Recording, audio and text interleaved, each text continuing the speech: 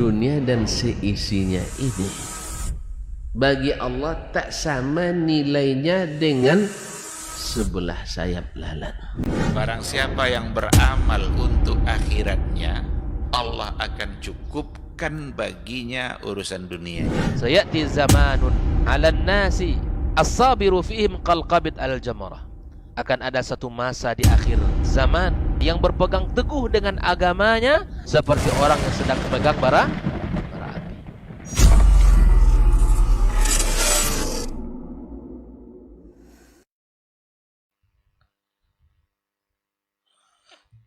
Bismillahirrahmanirrahim. Assalamualaikum warahmatullahi wabarakatuh. Innal hamdalillah nahmaduhu wa nasta'inuhu wa nastaghfiruhu wa nastahdihi wa na'udzu billahi min shururi anfusina wa sayyiati a'malina. May yahdihillahu fala mudilla lahu wa may yudlilhu fala hadiya lahu. Asyhadu an la ilaha illallah wahdahu la syarika lahu wa asyhadu anna Muhammadan abduhu wa rasuluh alladzi la nabiyya wa la rasula ba'dah. Qala ta'ala ya ayyuhalladzina amanu ittaqullaha haqqa tuqatih wa la tamutunna illa wa antum muslimun. Amma ba'd. Ikhwani wa akhwati fid din, kaum muslimin dan muslimat, ma'asyiral hadirin wal hadirat, al-musyahidin wal musyahidat rahimakumullah. Alhamdulillah, kita bersyukur kepada Allah Subhanahu wa taala. Pada malam ini kita bisa kembali melanjutkan kajian keilmuan kita yang mana pembahasan tentang kaidah-kaidah dasar yang harus kita ketahui tentang akidah kita. Ketika kita membaca kitab-kitab para ulama, wabil khusus karya Syekh Muhammad bin Abdul Wahab, kita akan mendapatkan gambaran yang jelas tentang sebuah pemahaman terhadap akidah yang benar, risalah Islam yang dibawa oleh Rasulullah sallallahu alaihi wasallam. Kenapa demikian? Karena karya beliau ini atau seluruh karya-karya beliau tidak terlepas daripada kalamullah azza wa jalla dan hadis-hadis Rasulullah sallallahu alaihi wasallam. Beliau menulis dengan penjelasan-penjelasan yang tidak keluar dari apa yang Allah sebutkan dalam Al-Qur'anul Karim dan hadis Rasulullah sallallahu alaihi wasallam.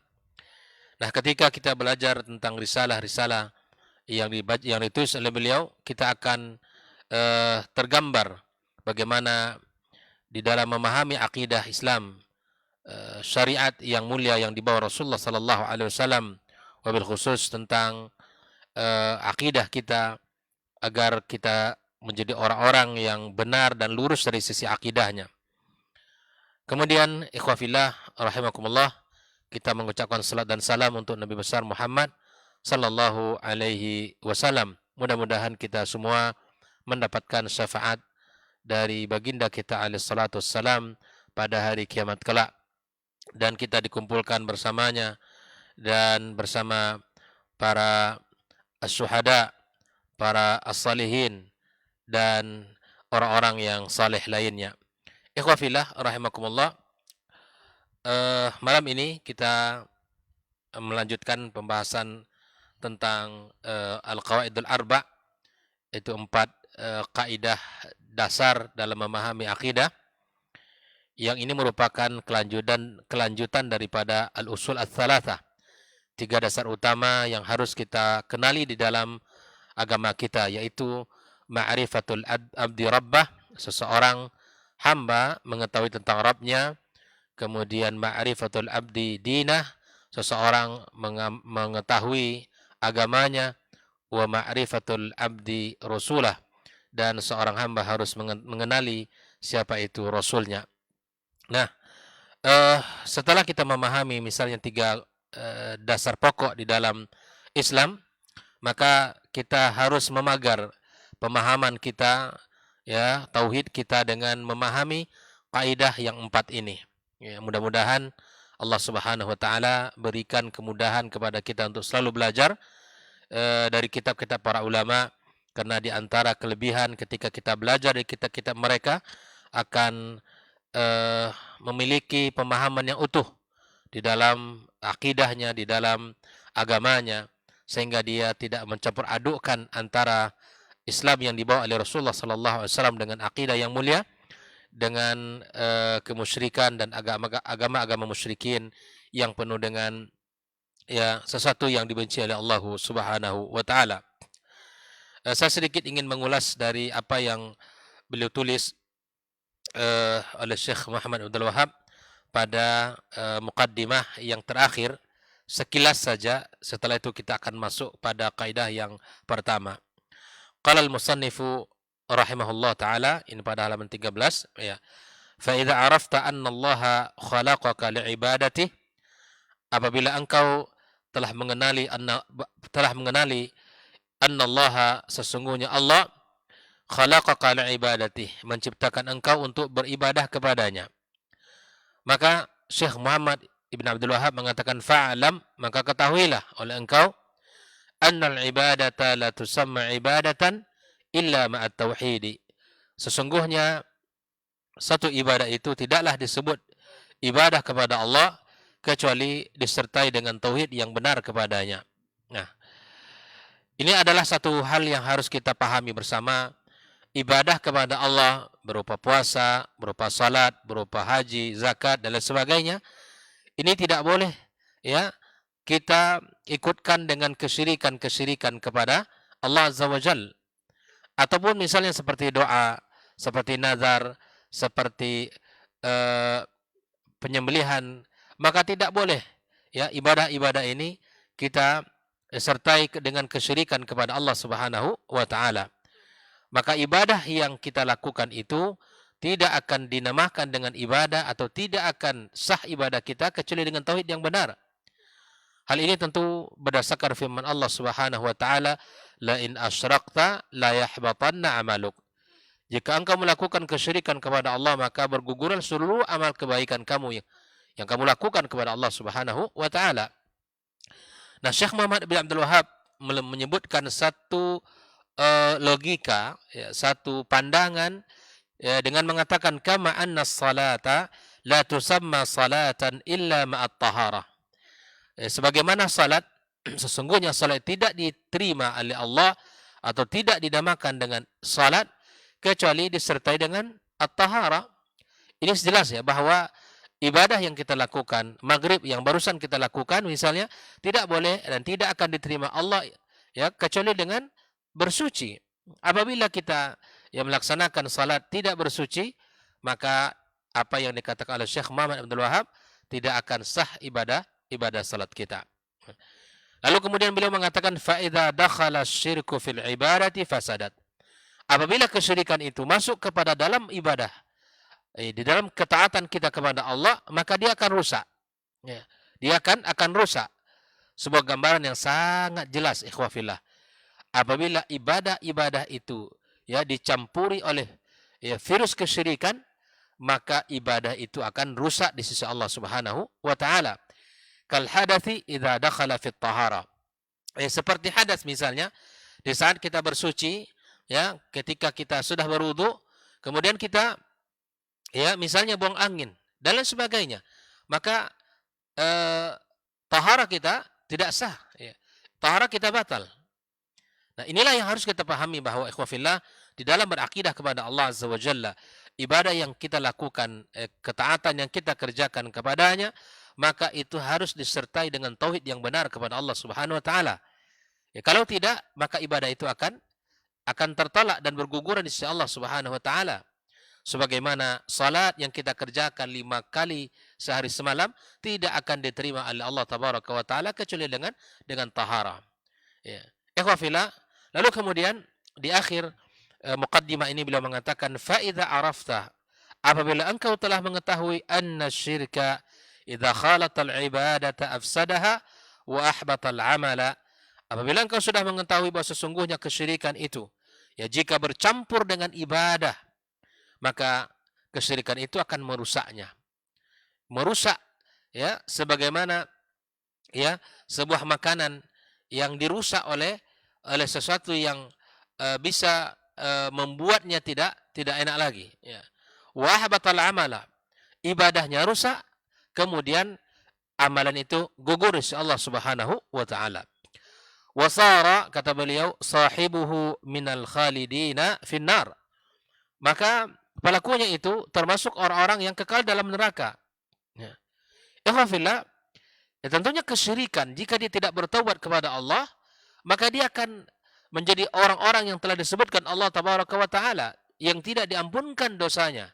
Kalau dia tidak bertaubat kepada Allah menjelang kematian, maka termasuk orang-orang yang tidak diampunkan Allah Tabaraka wa Ta'ala.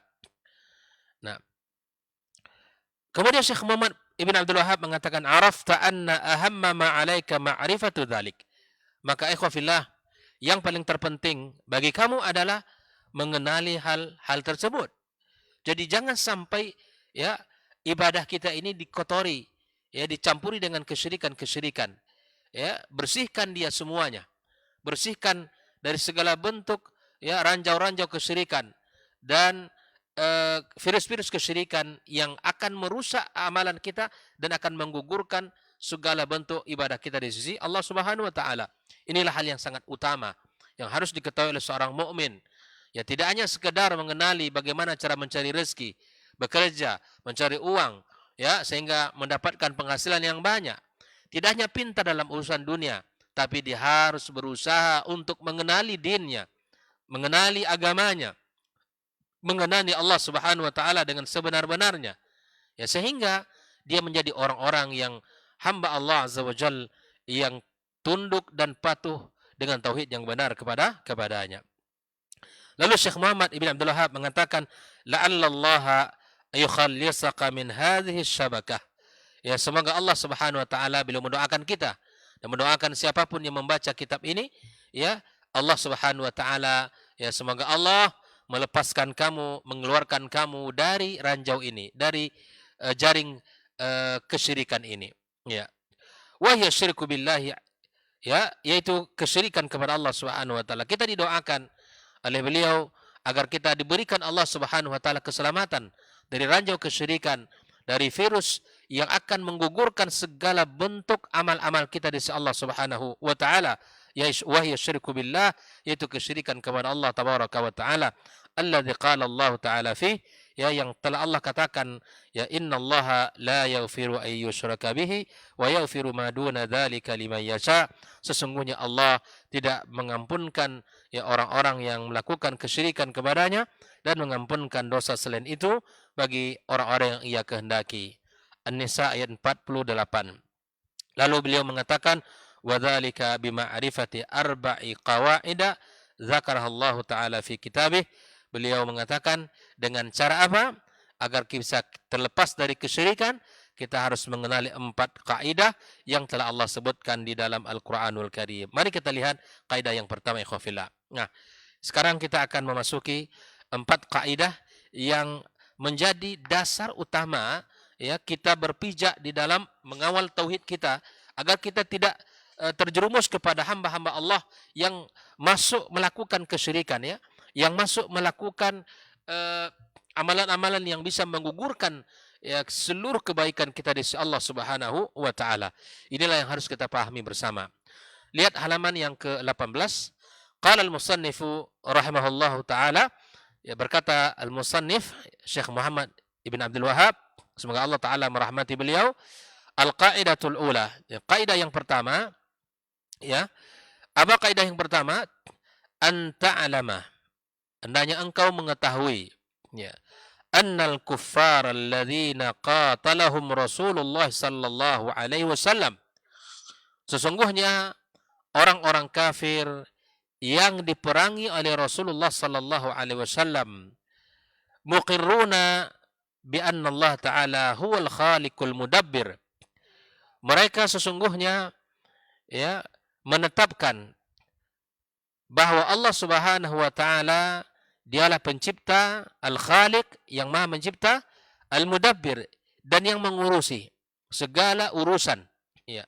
Wa anna dzalika lam yudkhilhum fil Islam.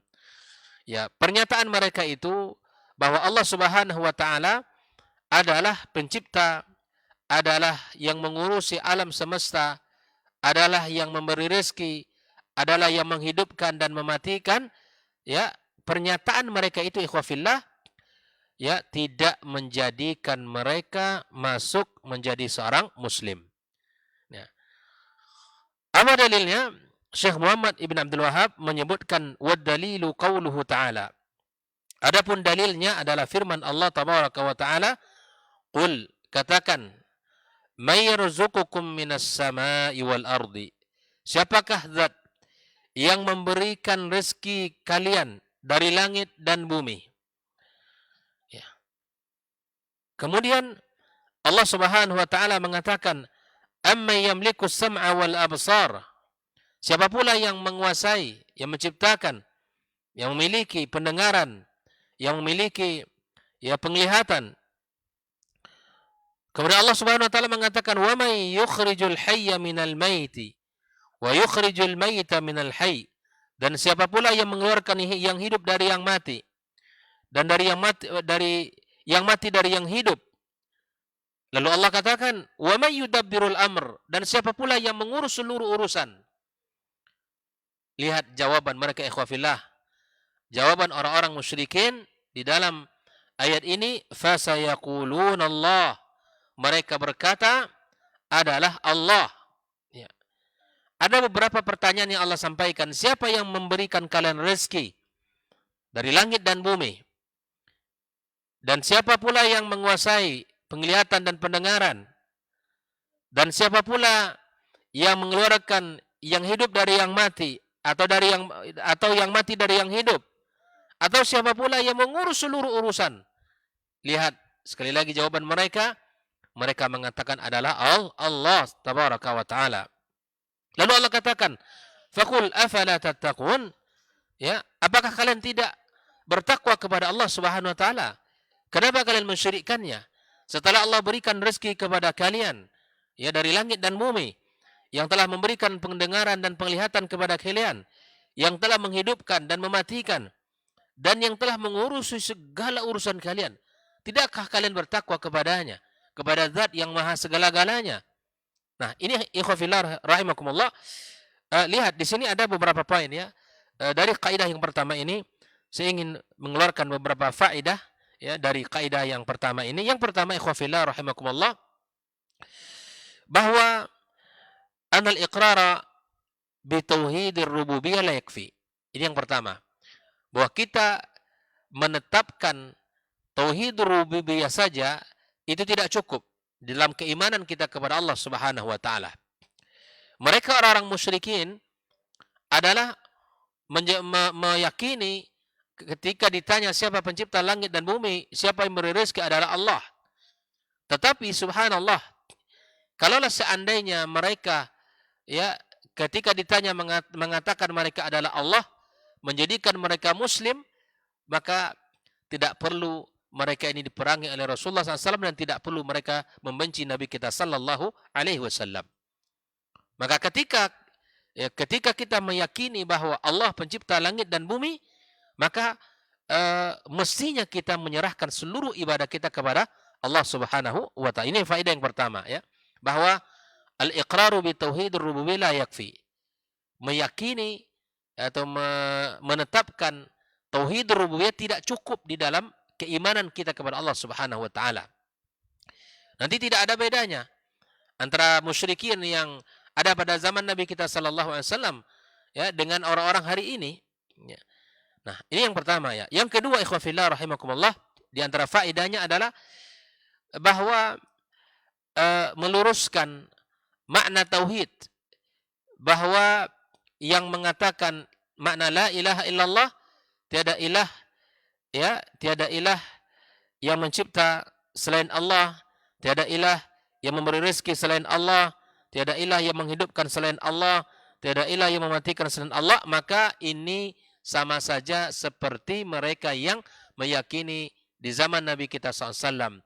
Orang musyrikin, ya, mereka memaknai tauhid, makna la ilaha illallah, ya, bahwa mereka mengatakan, ya, bahwa tiada Tuhan yang memberi rezeki kecuali Allah, ya, tiada Tuhan yang memberi menghidupkan dan mematikan kecuali Allah. Nah, ini ikhwafillah kita luruskan bahwa makna la ilaha illallah yang paling tepat adalah sebagaimana katakan oleh para ulama, la ma'buda bihaqqin illallah. Tiada zat yang paling berhak disembah ya kecuali Allah Subhanahu wa taala. Tidak ada zat yang berhak disembah kecuali Allah Subhanahu wa taala.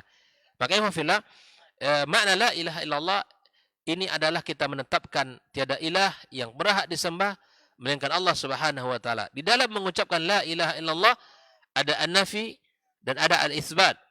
Kita nafikan la ilaha, kita nafikan seluruh sesembahan selain Allah Azza wa Jalla. Kita nafikan ya seluruh sesembahan selain Allah dari malaikat, dari para nabi, dari para salihin, dan dari batu-batu dan pohon-pohon dan seluruhnya. Kita nafikan la ilaha illallah, kita isbatkan, kita tetapkan hanya Allah Subhanahu wa taala yang berhak untuk kita sembah. Ini yang kedua. Adapun yang ketiga ikhwafillah, di antara faedah kaidah yang pertama ini adalah anna al-iqrar bi tauhid ar-rububiyyah yastalzim al-iqrar bi tauhid al-uluhiyah. Nah, ketika kita meyakini tauhid rububiyah bahwa Allah adalah Maha Pencipta, menghidupkan dan mematikan, maka menjadi sebuah konsekuensi kita harus menetapkan tauhidul uluhiyah. Kalau kita ingin mengetahui apa itu tauhid rububiyah, ya mengesahkan Allah secara singkat, ya saya katakan mengesahkan Allah di dalam perbuatannya. Ifradullah taala bi af'alih. Kita mengesahkan Allah di dalam perbuatannya. Dan adapun tauhid al-uluhiyah, ifradullah taala bil ibadah. Mengesahkan Allah di dalam ibadah kepadanya. Nah, kalau sudah kita meyakini Allah pencipta langit dan bumi, maka kita harus tunduk dan patuh kepadanya ya di dalam ketaatan kita, dalam ibadah kita kepada Allah Subhanahu wa taala. Ini faedah yang ketiga, bahwa al-iqrar bi tauhid ar-rububiyyah yastalzim al-iqrar bi tauhid al-uluhiyah. Setelah kita memahami faedah yang pertama adalah bahwa al-iqrar bi tauhid ar-rububiyyah yakfi, bahwa kita meyakini tauhid rububiyah saja tidak cukup. Kita harus ya membenarkan dari sisi keyakinan kita Allah Maha Pencipta, dan kemudian kita membenarkan Allah adalah zat yang berhak disembah. Yang kedua, meluruskan makna la ilaha illallah yang mengatakan tiada ilah yang berhak tiada ilah ya yang mencipta selain Allah, tiada ilah yang memberi rezeki selain Allah. Kita katakan bahwa tiada ilah yang berhak disembah selain Allah Subhanahu wa taala. Nah, yang ketiga, faedah yang ketiga adalah bahwa kita di saat meyakini tauhid rububiyah, maka kita harus meyakini ya menjadi sebuah konsekuensi untuk kita meyakini Allah sebagai zat yang wajib untuk kita berikan seluruh ketaatan kita kepadanya. Nah, ikhwafillah. Nah, ketika kita meyakini Allah pencipta langit dan bumi, lalu ternyata seperti yang disampaikan oleh Syekhul Islam Al-Imam Al-Mujaddid Muhammad bin Abdul Wahhab, ini ternyata tidak cukup. Ternyata tidak cukup, tidak menjadikan dia muslim. Tetapi dia harus, kita akan lanjutkan nanti kepada kaidah yang kedua, penyempurnaan dari kaidah yang pertama ini. Ya, kenapa sih mereka ini? Ternyata tujuannya kenapa ya mereka untuk menyembah selain Allah, ada di antara niat mereka itu ya bukan karena mereka ini hal-hal benda-benda itu memberikan manfaat dan mudarat, bukan.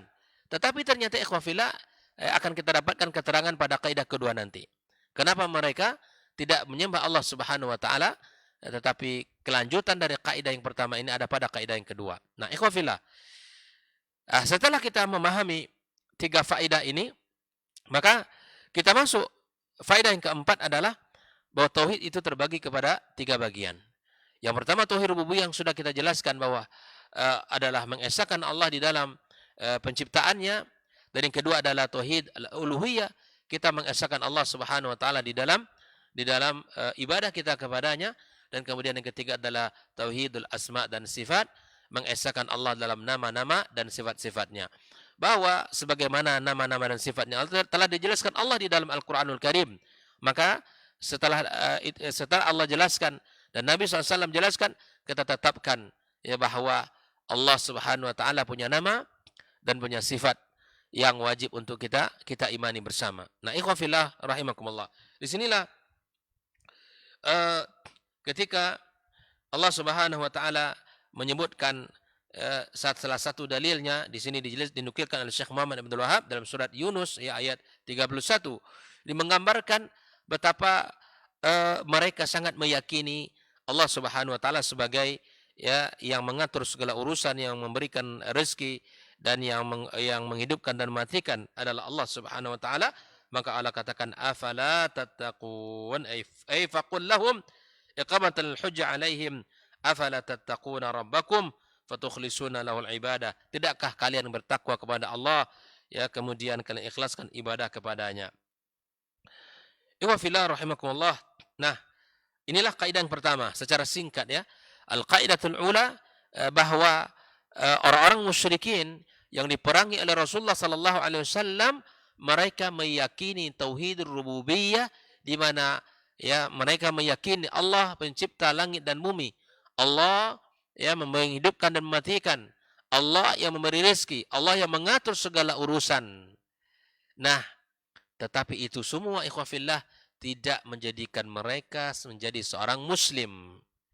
Jadi bedakan ya antara orang-orang ketika ditanya siapa pencipta langit dan bumi, Allah, lalu kemudian lihat ibadahnya. Sama seperti orang-orang An-Nasrani ketika ya mereka ditanya siapa pencipta langit dan bumi, mereka mengatakan Allah, tapi mereka menyembah Isa ibnu Maryam. Orang-orang Yahudi juga demikian. Ketika mereka ditanya tentang siapa pencipta langit dan bumi, mereka mengatakan Allah, tetapi mereka ya mengatakan Uzair adalah anaknya Allah Subhanahu wa taala dan seterusnya. Siapapun, apapun agama di muka bumi ini, baik itu dulu agama samawi ataupun agama ardi, yang ketika mereka ya ditanya siapa pencipta langit dan bumi, mereka mengatakan Allah. Ingat, itu belum membuat mereka menjadi seorang muslim. Kalaulah membuat mereka muslim, maka ini adalah tidak perlu diperangi oleh Rasulullah sallallahu alaihi wasallam dan tidak perlu didakwahi oleh Nabi kita sallallahu alaihi wasallam, dan tidak perlu pula mereka membenci Nabi kita sallallahu alaihi wasallam. Sehingga ikhwafillah, di dalam Al-Qur'anul Karim Allah pun menceritakan ketika Nabi SAW mengajak kepada sesembahan, kepada sembahan hanya kepada Allah, meninggalkan seluruh sembahan selain Allah, ya mereka mengatakan ya bahwa inna hadza la syai'un ujab. Ini adalah satu hal yang aneh yang dibawa oleh Muhammad sallallahu alaihi wasallam. Aja'al al-alihata ilahu wahida. Apakah Muhammad ya mengajak kita untuk menjadikan satu Tuhan, satu sembahan saja? Ya, ini adalah satu hal yang aneh, kata beliau. Coba lihat apa yang dikatakan oleh mereka. Mereka meletakkan berhala-berhala dan mereka sembah Tuhan yang sebanyak ini tidak bisa mengatur, apalagi yang satu. Ini logika yang fasid, logika yang batil, yang mereka ya mengatakan yang banyak ini saya tidak bisa mengatur urusan, apalagi yang satu. Ikhwafillah, dengan dakwah ajakan Rasulullah inilah Nabi kita SAW dibenci, ya, dihina, dipersekusi, ya, diusir dari negeri di mana dia terlahir, di tempat di mana besar, diusir dari tempat yang ia cintai. Itulah sebabnya ya, akibat daripada dakwah yang disampaikan oleh Nabi kita sallallahu alaihi wasallam, memurnikan tauhid, memurnikan ibadah hanya kepada Allah. Hilangkan dalam kamus kehidupan kita, ya, tidak ada zat yang paling berhak disembah kecuali Allah Subhanahu wa taala. Ikhwan fillah. Ini kaidah yang pertama. Mari kita lihat kepada kaidah yang kedua. Ya.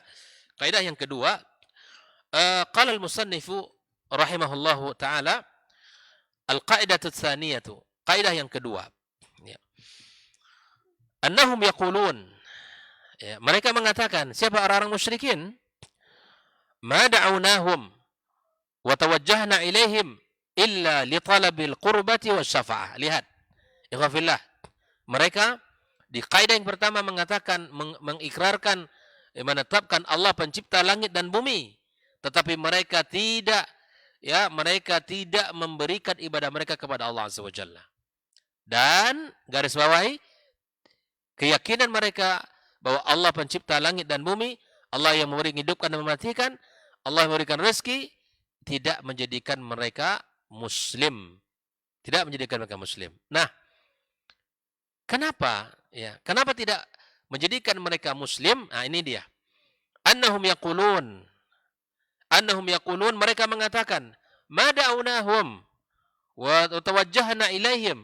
Kami tidaklah meminta kepada mereka, memohon kepada mereka, dan tidak pula menghadap kepada mereka illa kecuali apa?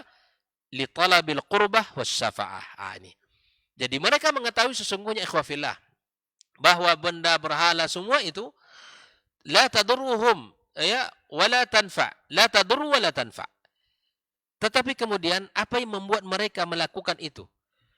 Kenapa mereka menjadikan berhala-berhala itu sebagai hal yang bisa hal yang mereka agungkan? Kenapa demikian? Ada dua sebab. Li talabil qurbah, ya, untuk mencari kedekatan, ya, was syafa'ah, atau untuk mendapatkan syafaat. Dan syafaat di sini li talabil qurbah was syafa'ah, dan ya untuk mendapatkan al-qurbah dan as-syafa'ah. Ikhwafillah. Inilah yang membuat mereka ya ketika meyakini tauhid rububiyah tidak menjadikan mereka muslim, dan ditambah lagi dengan perkataan mereka ini bahwa mereka tidaklah melakukan itu melainkan untuk apa? Li talabil qurbah was syafa'ah. Nah, lihatlah hari ini orang-orang yang melakukan sesajenan ataupun melakukan sesuatu yang mereka yakini, ya, mereka ketika ditanya siapa pencipta langit dan bumi, Allah. Tapi mereka kenapa membuang kepala ini, kenapa menanam ini, kenapa menanam itu, dan kenapa melakukan ini dan itu? Mereka mengatakan li talabil qurbah was syafa'ah, ya, untuk mendapatkan al-qurbah dan syafaat. Apa dalilnya dari kaidah yang kedua ini, ikhwafillah? Fadalilu al-qurbah qauluhu ta'ala, ya, walladzina takhadhu min dunihi awliya'a ma na'buduhum illa liyuqarribuna ila Allahi zulfa. Lihat, orang-orang yang menjadikan ya selain Allah Subhanahu wa taala aulia, ya, penolong mereka, mereka mengatakan, lihat apa yang mereka lakukan itu, ma na'buduhum illa liyuqarribuna ila Allahi zulfa. Kecuali hal benda-benda ini membuatkan kami lebih dekat kepada Allah sedekat-dekatnya. Bayangkan. Bolehkah ini kita lakukan? Tidak boleh. Karena akidahnya orang-orang musyrikin. Ya. Membuat kita semakin dekat kepada Allah dengan benda-benda ini tidak boleh. Dan ini adalah perbuatan kaum musyrikin. Kaum musyrikin di zaman Nabi SAW. Mereka melakukan itu untuk membuat mereka lebih dekat kepada Allah. Nah, harus kita pangkas ini. Pemahaman seperti harus kita hilangkan dalam kehidupan kita. Ya. Membuat kita semakin dekat kepada Allah Subhanahu wa taala. Ini ujian bagi kita agar kita mengikhlaskan ibadah kita kepada Allah Tabaraka wa taala. Inna Allah yahkumu bainahum fima hum fihi yakhtalifun. Allah akan menghakimi, ya, antara mereka, ya, terhadap apa yang mereka perselisihkan. Inna Allah la yahdi man huwa kadzibun kafar. Sesungguhnya Allah tidak memberikan petunjuk kepada orang-orang yang berdusta dan orang-orang kafir. Ikhwafillah. Nah, lihat. Ini adalah hal yang pertama. Dari apa yang mereka lakukan adalah untuk membuat mereka semakin dekat kepada Allah dengan sedekat-dekatnya. Jelas ya? Bahwa benda-benda yang mereka sembah, yang mereka berikan, yang mereka agungkan, mereka ta'zimkan, melainkan untuk mendekatkan mereka kepada Allah. Ini adalah ya hakikat pemahaman yang salah, ya, hakikat tauhid yang salah, ya, anak kesyirikan kepada Allah Subhanahu wa taala. Wa dalilu syafaati qauluhu ta'ala, dalil syafaat itu apa? Wa ya'buduna min dunillah ma la yadurruhum wa la yanfa'uhum wa yaquluna haula'i syufa'auna indallah. Lihat, ya, mereka menyembah selain kepada Allah Subhanahu wa taala ma la yadurruhum, yang tidak mendatangkan mudarat, wa la yanfa'uhum, yang juga tidak mengundang manfaat bagi mereka. Tapi mereka melakukan itu, ikhwafillah, wa yaqulun haula'i syufa'auna indallah. Benda-benda itu adalah memberi syafaat bagi kami di sisi Allah Subhanahu wa taala. Nah, ikhwafillah, inilah dua tujuan mereka. Nah, kalau ada di antara masyarakat hari ini yang memberikan menyerahkan sesajenan benda-benda ataupun apalah namanya, karena setiap daerah, setiap suku memiliki bahasa yang berbeda-beda terhadap benda seperti ini. Setiap kebiasaan yang berbeda-beda, setiap kebiasaan memberikan nama yang berbeda-beda, tapi hakikatnya satu adalah kesyirikan kepada Allah Subhanahu wa taala. Berhati-hati di dalam seluruh aktivitas kita. Ketika kita membuka lahan, ketika kita melakukan sebuah kegiatan di sungai, di lautan, ataupun melakukan hal yang bisa mendatangkan manfaat secara umum, jangan sampai dikotori dengan kesyirikan-kesyirikan yang tidak benar dalam kehidupan kita. Ikhwafillah. Di sini disebutkan fasyafa'atul manfiyatu ma kanat tatlubu min ghairillah fima la yaqdiru alaihi illallah. Syafaat itu terbagi dua, fasyafa'atu syafa'atan. Syafaat terbagi dua, syafa'atun manfiyah wa syafa'atun musbatah, ya. Syafaat yang ditiadakan dan syafaat yang musbat, yang betul-betul ada, ya. Apa itu fasyafa'atul manfiyah? Ya, maka tatlubu min ghairillah, yang diminta selain kepada Allah, fima la yaqdiru alaihi illallah, padahal dia tidak mampu melakukan itu kecuali Allah Subhanahu wa taala. Ini syafa'atul manfiyah. Adapun dalilnya adalah firman Allah Subhanahu wa taala, ya ayyuhalladzina amanu, wahai orang-orang beriman, anfiqu mimma razaqnakum. Ya, nafkahkanlah, infakkanlah dari rezeki yang telah kami berikan kepada kalian, min qabli ayyatiya yaumun, sebelum datang satu hari, ya, la bai'un fihi wala khullatun wala syafa'ah, tidak ada jual beli, tidak ada persahabatan, tidak ada syafaat, wal kafiruna humudz zalimun. Ikhwan fillah, ini adalah hal yang harus kita sadari.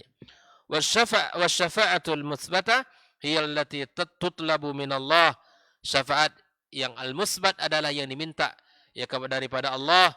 Wasyafi' mukram bisyafa'ah, yang memberi syafaat dimuliakan dengan syafaat. Wal masyfu' lahu man radiyallahu ya qawlahu wa amalah, yang mendapatkan syafaat siapa? Orang-orang yang Allah ridai perkataan dan amalannya ba'dal idzin. Kama qala ta'ala, man dzal ladzi yashfa'u indahu illa bi'idznih. Tiada siapapun yang bisa mendapatkan syafaat di sisinya kecuali atas izin Allah Subhanahu wa taala. Ikhwafillah. Inilah kaidah yang kedua, ya, yang harus kita pahami, bahwa mereka ternyata menyembah ya selain Allah dengan tujuan apa? Al-qurbah wasyafa'ah. Ini adalah batil. Ini adalah batil. Ini tidak dibenarkan di dalam tauhid al-Islam dan risalah yang dibawa oleh Rasulullah sallallahu alaihi wasallam.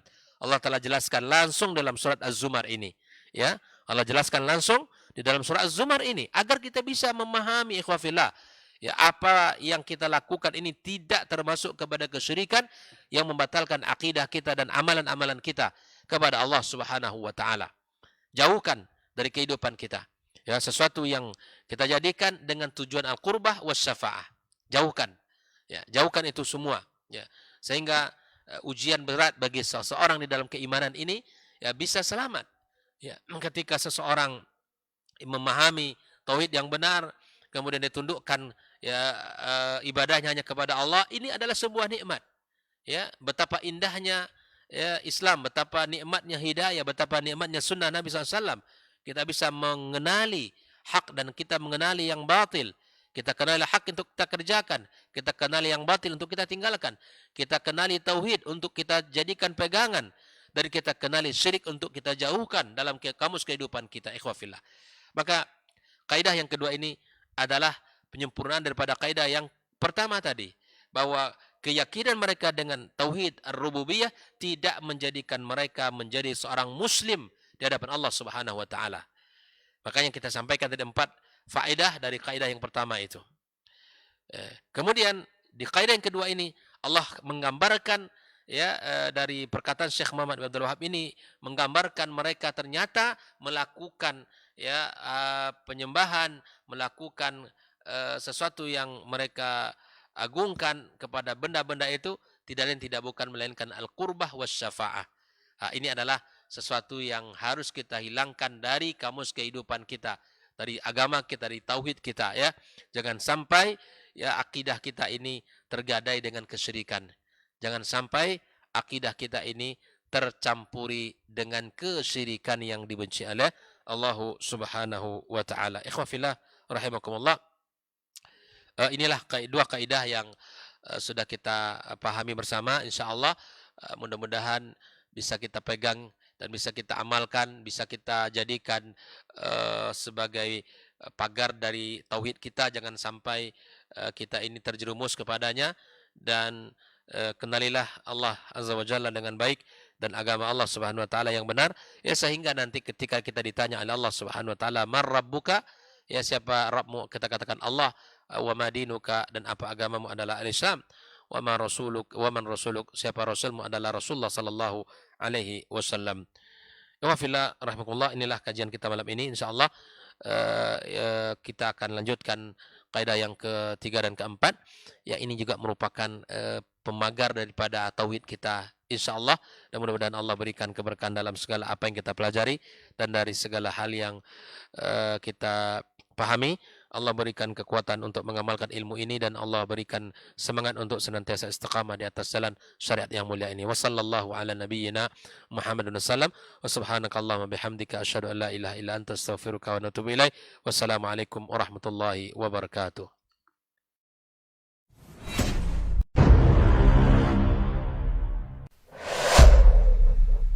Dunia dan seisinya ini bagi Allah tak sama nilainya dengan sebelah sayap lalat. Barang siapa yang beramal untuk akhiratnya, Allah akan cukupkan baginya urusan dunia. Sayati zamanun 'alan nasi as-sabiru fihim qalqabit al-jamarah.